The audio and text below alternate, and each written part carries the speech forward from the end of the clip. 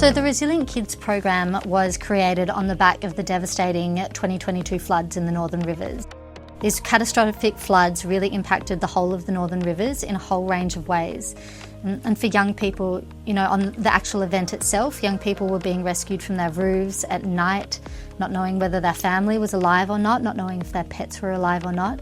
And so that trauma really started the basis of why we needed to create this program. But it was more than that. Young people were displaced, their houses were destroyed, their schools were destroyed, and young people, even if their houses and schools weren't destroyed, their friends had moved away.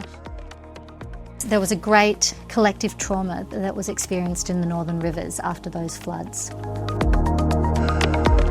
The Resilient Kids program is an ecosystem of support, it's been called. There's so many different aspects of this program. So we've got one-on-one counselling up to 9 months. We've got group supports and programs, activities, things that young people have said that they want to do. We've been able to give a mental health and wellbeing twist. So we've got surfboard shaping workshops, ceramic workshops, acro yoga, basically whatever young people want, we've been able to make work within this program. We've got school supports, family supports. It's really trying to capture young people and support them as part of their whole family and as part of their whole community. There's been such incredible outcomes from this program.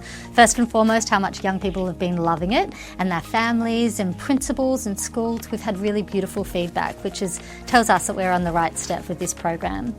We've also had the opportunity to see in action what young people have learnt through this program, particularly around extreme weather events with the ex-cyclone Alfred.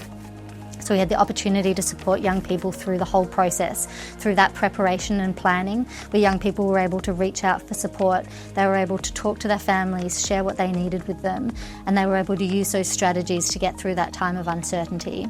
And then at the other side of it, they were able to re-engage with school quickly, go back to their community and be involved in our groups like the ceramics shaping group that we had for young women, where we were able to see young people talk, unpack what they'd been through and also support each other, which is ultimately one of the outcomes of this program, is that we're building up these young people for the rest of their lives.